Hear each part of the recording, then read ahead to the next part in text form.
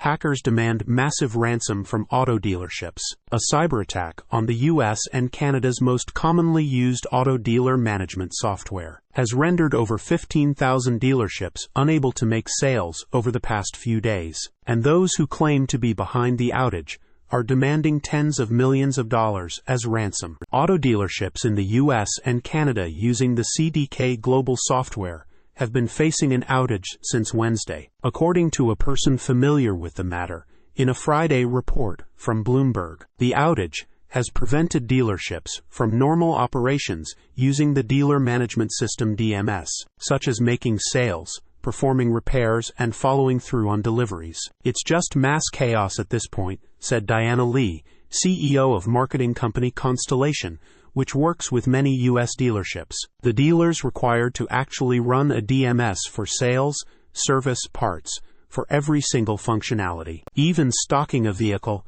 you can't do it without the DMS system. So it is a disaster. The company said on Thursday that it expects service to be out for several days, despite it briefly starting to work again in between cyberattacks on Thursday. The source, who asked to remain anonymous due to the privacy of the matter, also said that CDK is planning to make the payment. Emergency press conference. The person also said that the hackers are believed to be based in Eastern Europe, though conversations about how to handle the situation are still ongoing and could be subject to change. The situation also stands to have a major impact on the auto industry as the end of the second quarter approaches. On Saturday, a CDK spokesperson told Automotive News that there weren't any updates on the matter. While many U.S. dealerships face what is typically a very busy sales day, dealers have said that they haven't heard updates from CDK, while many are still attempting to operate as much as possible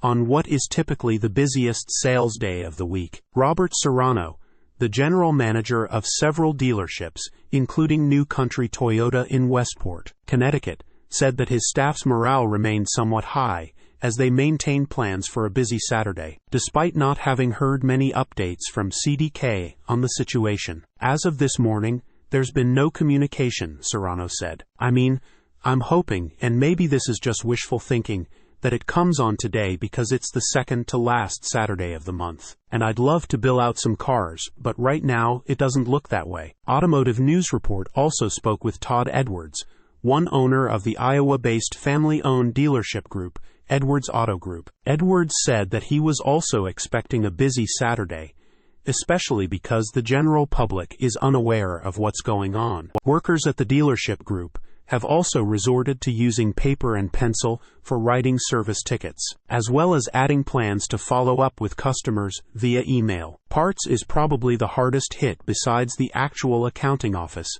Edwards said. In sales, we're able to transact customers but are unable to stock in trades and auction purchases. Ford wants more dealers involved in EV sales. Source, reposted and summarized from Zachary Visconti at teslarati.